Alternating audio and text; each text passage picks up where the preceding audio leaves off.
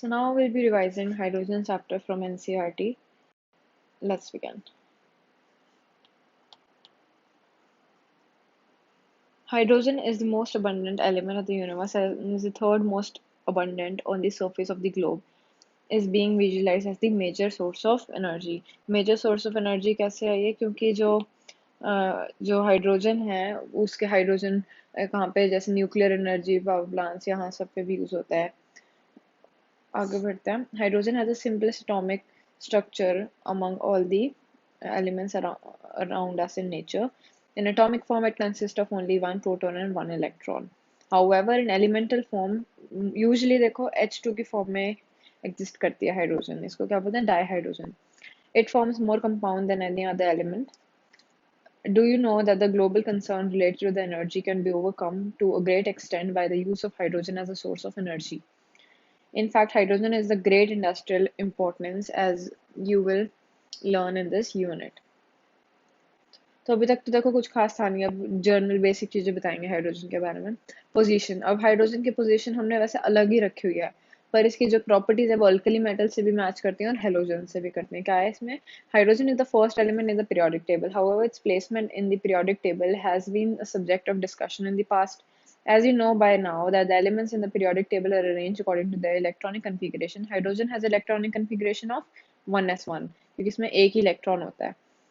On one hand, its electronic configuration is similar to the outer electronic configuration of alkali metals, which belongs to the first group of periodic table. On the other hand, उसकी जो halogens की तरह इसकी कुछ properties हैं. क्या है? with किसकी तरह? जैसे alkali metals को क्या होता है? एक इलेक्ट्रॉन लूज करके वो स्टेबल कॉन्फ़िगरेशन होता है. हेलोजेंस को एक इलेक्ट्रॉन गेन करके स्टेबल कॉन्फ़िगरेशन मिलता है. अब हाइड्रोजन दोनों चीजें कर सकता है. इलेक्ट्रॉन को लूज भी कर सकता है, गेन भी कर सकता है. गेन करके ड्यूप्लेट कंप्लीट हो जाएगा उसका. So it is short. तो जैसे हेलोजेंस की तरह it is short by one electron to the corresponding noble gas configuration attain करने के लिए. उसके बाद hydrogen therefore has a resemblance to the alkali metals which. तो अल्कली मेटल से क्या रिजेम्बलेंस है? Lose one electron to form uni positive ion. और हेलोजन से क्या है कि वो एक इलेक्ट्रॉन को गेन करके क्या बना देगा? Uni negative ion. Like alkali metal, forms hydrogen forms oxides, halides and sulfides. However, unlike alkali metal, it has. अब जैसे alkali metals क्या होता है? वो इलेक्ट्रॉन इजीली लूज कर सकते हैं क्योंकि उनका इलेक्ट्रॉन लूज करके क्या होता है? स्टेबल कॉन्फ़िगरेशन आ जाता है. पर उनसे डिफरेंस क्या है हाइड्रोजन में? कि हाइड्रोजन का जो आयनाइजेशन एंथैल्पी है, आयनाइजेशन एंथैल्पी क्या होता है? Amount of energy required to remove an electron from its outermost shell. तो वो एनर्जी जो है काफी ज्यादा है किसके केस में? हाइड्रोजन के केस में. वेराज अल्कली मेटल के केस में वो एनर्जी काफी कम होती है. And does not possess metallic character under normal conditions. In fact, in terms of the ionization enthalpy, hydrogen resembles more with halogens. कैसे? कि जैसे डेल्टा H1 ऑफ लिथियम है कितनी? 520 किलो जूल पर मोल. ये क्या है? इंथैल्पी है, या आयनाइजेशन इंथैल्पी. वेरा फ्लोरीन का क्या है? 1680. और हाइड्रोजन का क्या है? 1312. तो यानी कि वो किसके पास से ज़्यादा? हेलोजेंस के. तो यानी कि इसकी आयनाइजेशन इंथैल्पी ज़्यादा रिलेटेड किससे होती है? हेलोजेंस से. So it. उसके बाद क्या बोला है उन्होंने? It forms a diatomic molecule combines with the element to form hydrides and a large number of covalent compounds. However, in terms of reactivity, it is very low as compared to the halogens. अब halogens की reactivity काफी ज्यादा होती है. क्यों? क्योंकि वो electron को गेन करना चाहते हैं बहुत जल्दी, ज्यादा काफी ज्यादा इलेक्ट्रोनेगेटिव होते हैं ना वो, इसलिए उनकी क्या होती है? रिएक्टिविटी ज्यादा होती है. और इस हाइड्रोजन की इतनी ज्यादा नहीं होती. In spite of the fact hydrogen that hydrogen to certain extent resembles both alkali and halogen, it differs with them as well. तो हाइड्रोजन क्या है कि देखो काफी सिमिलैरिटीज भी हैं उनकी, बट काफी ज्यादा अलग चीजें भी हैं. जैसे इतनी ज्यादा हाई आयनाइजेशन एंथैल्पी होगी, ठीक है, और लेस रिएक्टिविटी हो गई. Now the pertinent question rises as where should it be placed in the periodic table? Loss of electron from the hydrogen atom results in the formation of nucleus H positive ion. ठीक है. अब H positive ion क्या है? Extremely small as compared to the atomic and ionic sizes of 50 to 200 picometer. As a consequence H positive अब exist, क्योंकि इतना छोटा size है, H पॉजिटिव जो है वो फ्रीली एग्जिस्ट नहीं कर सकता, वो और मॉलिक्यूल्स के साथ एसोसिएट होके एग्जिस्ट कर सकता है सिर्फ।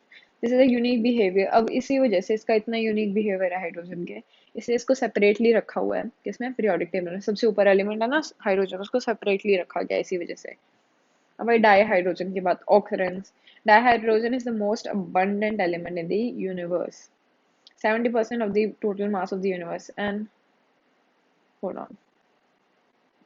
Hmm. And is the principal element in solar atmosphere. The giant planet Jupiter and Saturn contains mostly of hydrogen. However, due to the light nature, it is much less abundant in the Earth's atmosphere. क्योंकि वही escape कर जाता है ना atmosphere की, काफी light है तो ऊपर ऊपर उठता है वो. Of course, in the combined form, it consists of 15.4% of the Earth's crust and the ocean. जैसे वाटर है उसमें भी हाइड्रोजन होता है, इस हिसाब से बोल रहे हैं. उसके बाद in the combined form, besides in water, it occurs in plants and animal tissues. अब जैसे कार्बोहाइड्रेट्स होते हैं, क्या होता है फॉर्मूला, CnH2n प्लस 2. देखो सी, सॉरी, जैसे कार्बोहाइड्रेट सिंपल ग्लूकोज लिख देते, C6H12O, C6H12O, C6H12O6. ठीक है, ये किसका है, जनरली कार्बोहाइड्रेट का, तो ये इसमें भी हाइड्रोजन आता है, तो यही बात बता रहे हैं इन चीजों में भी होता है. अब आइसोटॉप्स ऑफ हाइड्रोजन, हाइड्रोजन के तीन आइसोटॉप्स होते हैं. प्रोटियम, प्रोटियम में क्या है, ड्यूटेरियम और ट्रीटियम. इनमें फर्क क्या होता है तीनों में, आइसोटॉप्स होते ही क्या है, जिनका एटॉमिक नंबर तो सेम होता है बट एटॉमिक मास डिफरेंट होता है. इसका प्रोटियम का एटॉमिक मास 1 है, ड्यूटेरियम का 2 है और ट्राइटियम का 3 है. कैन यू गेस हाउ, अब ये एक दूसरे से डिफर क्यों करते हैं वही बताएंगे आगे वो हमें. these isotopes differ from one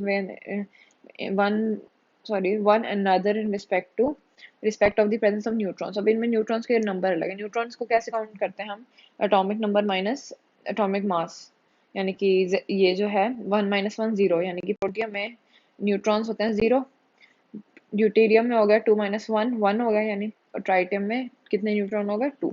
ordinary hydrogen, protium has no neutrons, ठीक है, ड्यूटेरियम हैज 1 और tritium has 2 neutrons in the nucleus. So in year 1934, the American scientist Harold A. Urey got a Nobel Prize for separating the isotopes of mass 2 by the physical methods. यानी कि जो Harold सी ओरे हैं उन्होंने deuterium को discover किया था, इसलिए इनको क्या मिला था, Nobel prize. The predominant form of the protein, the predominant form is protium. Terrestrial dihydrogen contains 0.0156% of deuterium, mostly in the form of HD. तो यानी कि HD क्या है, हाइड्रोजन ड्यूटराइड, इस फॉर्म में एग्जिस्ट करता है क्या, ड्यूटेरियम के साथ कंपाउंड बना के हाइड्रोजन. ट्राइटियम जो है concentration is about 1 atom per 10⁻18 atoms of protium, यानी कि बहुत ही कम कंसंट्रेशन है.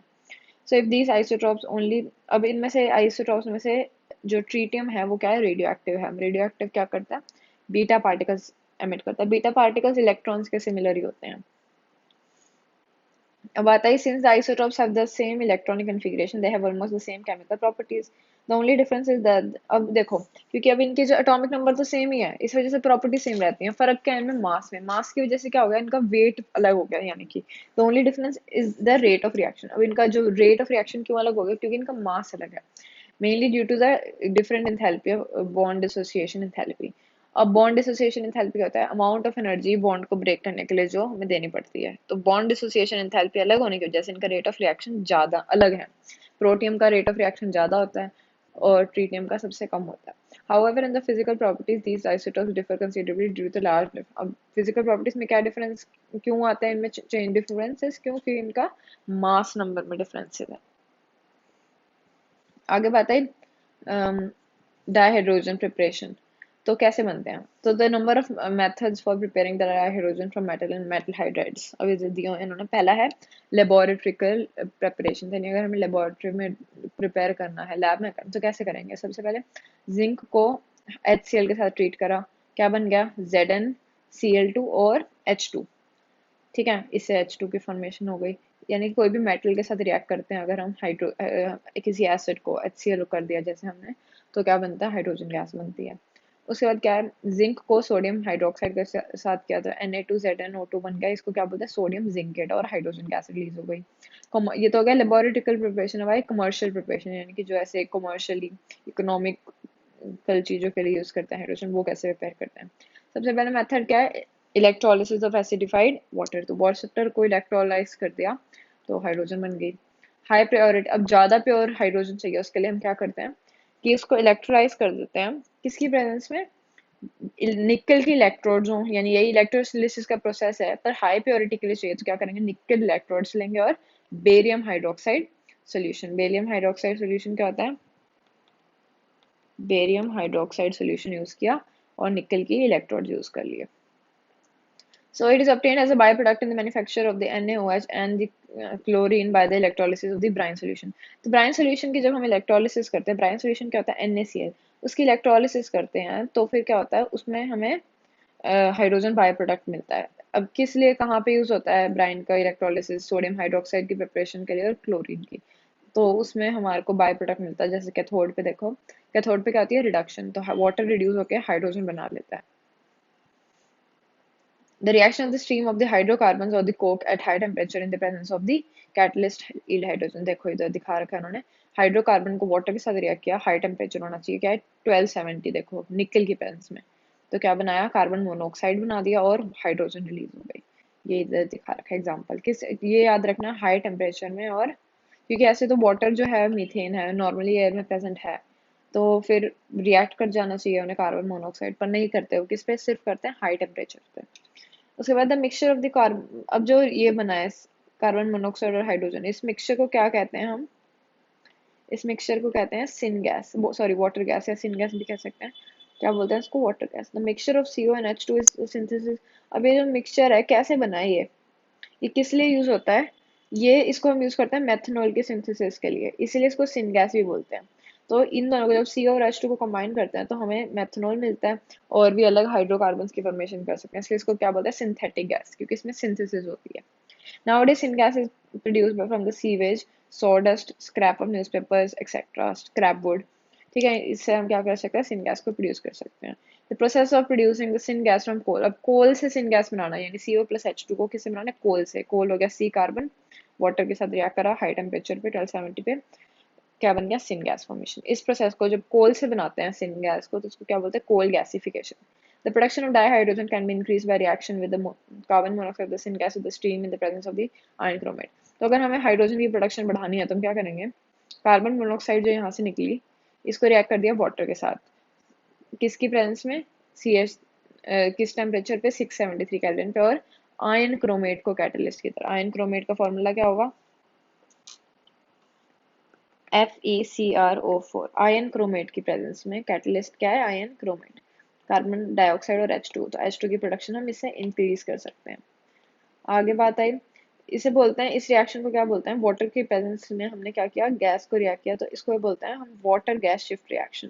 कार्बन डाइऑक्साइड, अब ये जो कार्बन, हमें क्या चाहिए, सिर्फ हाइड्रोजन चाहिए, अब कार्बन डाइऑक्साइड को रिमूव करने के लिए हम इसको किसके साथ रिएक्ट कर देंगे, सोडियम आर्सेनाइड के साथ, किसके साथ रिएक्ट करेंगे, सोडियम आर्सेनाइड के साथ। इससे क्या होगा, रिमूव बाय स्क्रबिंग विद, तो उस कार्बन डाइऑक्साइड को रिमूव करने के लिए हम उसको किसके साथ रिएक्ट कर देंगे, सोडियम आर्सेनाइड के साथ। Presently 77% of the industrial dihydrogen is produced from the petrochemicals, 18% from the coal, 4% of from the electrolysis of the solution and 1% from other source। तो मेनली हमें क्या याद रखना, 77 कैसे प्रोड्यूस होती है, पेट्रोकेमिकल से। आगे बात आई प्रॉपर्टीज ऑफ डाइहाइड्रोजन। प्रॉपर्टीज, पहले फिजिकल प्रॉपर्टीज हमें पता है, तो एयर में प्रेजेंट कलरलेस है, ओडोरलेस है, टेस्टलेस, कंबस्टिबल गैस। तो हाइड्रोजन के जैसे बलून्स भी आते हैं, वो जैसे हीलियम के भी मिलते हैं, वैसे ही हाइड्रोजन के भी होते हैं, लाइट होते हैं, इसलिए वो भी अपने आप एयर में फ्लोट करते हैं। So it is, hold on या just a second. Its other physical properties along with those of the deuterium are given in the table 9.1. अब आई chemical properties की बात है। Chemical properties of the dihydrogen is determined to the great extent by the bond dissociation enthalpy। तो जो hydrogen है H2 है, इसकी bond dissociation enthalpy है काफ़ी ज़्यादा होती है for the single bond between the, तो इसकी bond dissociation enthalpy ज़्यादा होती है, क्यों, अब इस, क्योंकि ना it is because of the fact that dissociation of hydrogen जो है वो क्या करेगा, into its high is only about, क्योंकि डिसोसिएशन उसका सिर्फ इतना परसेंट होता है, 0.081%, किस पे, वो भी 2000 केल्विन पे, इतने हाई टेम्परेचर पे। पर अगर हम टेम्परेचर को हमें 5000 केल्विन करेंगे तब जाके उसकी डिसोसिएशन होती है 95.5%। इसीलिए रूम टेम्परेचर पे तो बिल्कुल इनर्ट होती है क्या, हाइड्रोजन, क्योंकि वो डिसोसिएट ही नहीं करता। Thus, the atomic hydrogen is produced at the higher temperature in the electric arc or the, तो यानी कि हमें सिर्फ अकेला H चाहिए, अगर हम H2 को ब्रेक करके अकेला H चाहिए तो हमें हाई टेम्परेचर पे करना पड़ेगा इलेक्ट्रिक आर्क की या फिर यूवी रेडिएशन की प्रेजेंस में। Since its orbital is incomplete with the 1s1 electronic configuration, it does not combine with almost all the, sorry, it does combine with almost all the elements. It accomplishes the reaction by, अब तीन चीजें कर सकता है अपने octet को complete, sorry duplet को complete करने के लिए। पहला, लॉस कर सकता है एक इलेक्ट्रॉन को, एच पॉजिटिव आयन की तरह एग्जिस्ट करेगा, एक इलेक्ट्रॉन को गेन करके एच नेगेटिव की तरह करेगा, हाइड्राइड की तरह करेगा। और क्या करेगा, शेयर कर सकता है कोवेलेंट बॉन्ड के थ्रू अपने इलेक्ट्रॉन को। अब बात है रिएक्शन विद हेलोजेंस, तो इट रिएक्ट्स विद हेलोजेंस, तो क्या बना देता है, हाइड्रोजन हेलाइड बना देता है। While the reaction with the fluorine occurs even in the dark, iodine requires a catalyst. तो फ्लोरीन काफ़ी ज़्यादा इलेक्ट्रोनेगेटिव है, इस वजह से ये इसके साथ रिएक्शन बहुत ही ज़्यादा क्विक हो जाती है, वेरस आयोडीन के साथ करने के लिए हमें क्या चाहिए, कैटलिस्ट चाहिए, क्योंकि ज़्यादा इलेक्ट्रोनेगेटिव नहीं है। उसके बाद ऑक्सीजन के साथ रिएक्ट करके क्या बनाता है, एक्सोथर्मिकली, एक्सोथर्मिक यानी कि हीट को रिलीज करता है, क्या बना देता है, वाटर। उसके बाद क्या है कि रिएक्शन विद डायनाइट्रोजन, तो डायनाइट्रोजन के साथ रिएक्ट करके अमोनिया बना दिया इसने। इस प्रोसेस को क्या बोलते हैं, Haber's process. H2 plus N2 in the presence of iron, in the presence of what, iron at 200 Kelvin or 673 Kelvin, sorry 200 atmospheric pressure और 673 Kelvin temperature, और किसकी प्रेजेंस में, आयन की प्रेजेंस में। इस प्रोसेस को बोलते हैं Haber's process. Reaction with metals, with any metal it combines with the, तो मेटल के साथ कंबाइन करके वाटर क्या बना, सॉरी हाइड्रोजन क्या बनाता है, hydride. Reaction with the metal ions and metal oxides, तो अब देखो इसमें लेस एक्टिव देन, अब जो हाइड्रोजन है वो किस, जो पीडी के साथ रिएक्ट करके क्या बनाता है, PD plus H C L, मतलब सी एल नहीं, sorry H positive ion, H positive ion बन गए थे। उसके बाद ये कोई भी मेटल ऑक्साइड के साथ भी कंबाइन कर सकता है। Organic compounds की बात है, it reacts with the organic compound in the presence of a catalyst to give a useful hydrogenated product for a commercial use। जैसे ये दिखाओ, देखो क्या है, पहले तो हम क्या कर सकते हैं, हाइड्रोजनेशन ऑफ वेजिटेबल, तो वेजिटेबल ऑयल को अगर हमें घी में कन्वर्ट करना होता है तो हमें से क्या करना पड़ता है, सैचुरेटेड बनाना पड़ता है। तो उसमें हमें क्या करना पड़ता है, उसमें हाइड्रोजन ऐड करना पड़ता है, हाइड्रोजनेशन करनी पड़ती है वेजिटेबल ऑयल की, उनको किस में कन्वर्ट करने के लिए, घी में कन्वर्ट करने के लिए, वनस्पति घी या मार्जराइन, वो क्या होता है, फैट्स होते हैं। उसके बाद है हाइड्रोफॉर्माइलेशन ऑफ ऑलिफेंस में यूज होते हैं। ऑलिफेंस क्या होते हैं, एल्कीन्स को बोलते हैं ऑलिफेंस, उनको हाइड्रोफॉर्माइलेशन, हाइड्रोफॉर्माइलेशन, फॉर्माइल वर्ड जो है ज़्यादातर हम किसके लिए यूज करते हैं, मेथनॉल के लिए। अब देखो क्या हुआ, पहले water, sorry hydrogen carbon monoxide के साथ रिएक्ट किया ओलेफिन के साथ, क्या बनाया उसने, एल्डिहाइड बना दिया। फिर उसमें वापस हाइड्रोजनेशन हुई तो फिर उसने अल्कोहल बना दिया।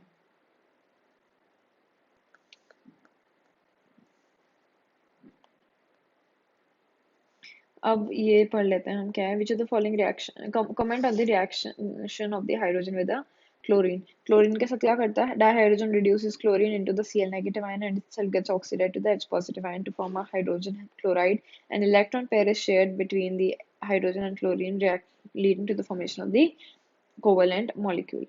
Dihydrogen is reduced by the formation of sodium, अब सोडियम के साथ पूछा इन्होंने, dihydrogen is reduced by the sodium to form the sodium hydride as electron is transferred from the sodium to hydrogen, leading to the formation of the ionic compound Na positive H negative. फिर बात पूछा इन्होंने copper to oxide, dihydrogen reduces copper to oxide to copper in zero oxidation state and itself water में convert हो जाता है।